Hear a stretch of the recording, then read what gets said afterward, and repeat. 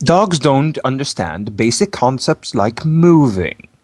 Packing all of your belongings into a U-Haul and then transporting them across several states is nearly as stressful and futile as trying to run away from lava and swim fins. I know this because my boyfriend Duncan and I moved from Montana to Oregon last month. But, as harrowing as the move was for us, it was nothing compared to the confusion and insecurity of our two dogs. Our first dog is, to put it delicately, simple-minded. Our other dog is a neurotic German shepherd mixed with an agonizing low self-esteem who has taken on the role of helper dog for our simple dog. Neither dog is well equipped with a coping mechanism of any kind.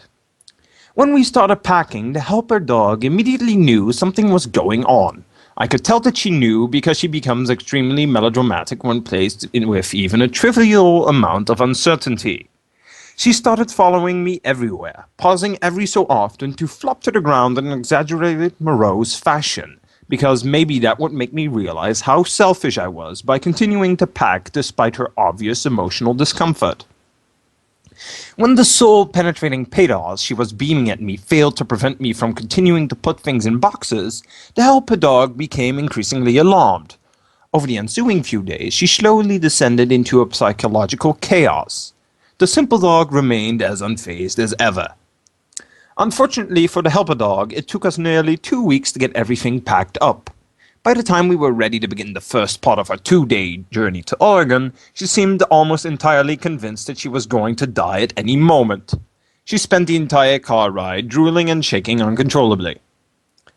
But the simple dog seemed to enjoy the trip, even though she threw up 7 times. She actually seemed to like throwing up. To the simple dog, throwing up was some magical power that she never knew she possessed, the ability to create infinite food. I was less excited about the discovery because it turned my dog into a horrible vomit-making perpetual motion machine. Whenever I heard her retch in the backseat, I had to pull over as quickly as possible to prevent her from reloading her stomach and starting the whole cycle over again. But as far as the simple dog was concerned, it was the best, most exciting day of her life. It wasn't until we stopped for the night in Umatilla that the simple dog became aware that there was any reason for her to feel anxious. But at around 2 o'clock in the morning, the simple dog finally realized that something was different and maybe she should be alarmed. This particular dog is not anywhere near the gifted spectrum when it comes to solving problems. In fact, she has only one discernible method of problem solving, and it isn't really even a method. Step 1. Become aware that there is a problem. Step 2. Wait about 19 seconds. Step 3. If problem persists, begin making a high-pitched sound. 4. Continue making high-pitched sounds until problem is fixed. But making high-pitched noises won't solve your problem if your problem is completely inability to cope with any form of change. Unfortunately for everyone involved, the simple dog did not understand this concept, and she went right ahead and made an indeterminable amount of noise that was an evasion enough to make sleeping impossible. After an hour of failed attempts at comforting the simple dog, her constant high-pitched emergency distress signal became a huge problem. I tried to communicate my displeasure to the simple dog, but communicating with the simple dog usually goes like this. No, bad dog. Sounds, you're making sounds? Me too, we are sounds-making buddies. Shut up, shut up, shut up, shut up! More sounds! You're making everyone miserable! Beep! She was going to make that sound forever if she felt it was necessary. We tried everything from spooning her to locking her in the bathroom, but none of it was even the slightest bit effective. Beep! You get the drift. The simple dog made the noise all through the night and was still going strong the next morning. When we were loading the dogs into the car, the constant high-pitched sound emanating from the simple dog finally broke the helper dog. The helper dog wailed in anguish, which alarmed the simple dog. In her surprise, the simple dog let out a yelp, which further upset the helper dog, and so it continued in a wretched positive feedback loop of complete unnecessary noise. When we finally arrived at our new house, the dogs had calmed down considerably. Unfortunately, it had snowed the night before and there was still snow on our front lawn. And that was enough to catapult both dogs back into hysteria. The simple dog had either never experienced snow, or she'd forgotten that she knew what it was, because when we let her out of the car, she walked around normally for about 7 seconds. Then she noticed the snow, and her feeble little mind short-circuited. At first, the simple dog was excited about the snow. She started prancing around the yard like she was a star of a one-dog parade, her recent personal crisis overshadowed by a haze of enthusiasm. The prancing turned to leaping, and the leaping turned to running chaotically in stupid little circles. Then she just stopped and stared at the ground. There was a visible shift in her demeanor as she realized that she didn't understand snow, and it was everywhere, and she probably could be scared of it. She started making the noise again. Not surprisingly, the helper dog interpreted the snow as a sign of her immediate demise. But she was so exhausted from worrying about all the other signs of her demise that she just gave up and accepted her death. She peered up at us, half buried in snow.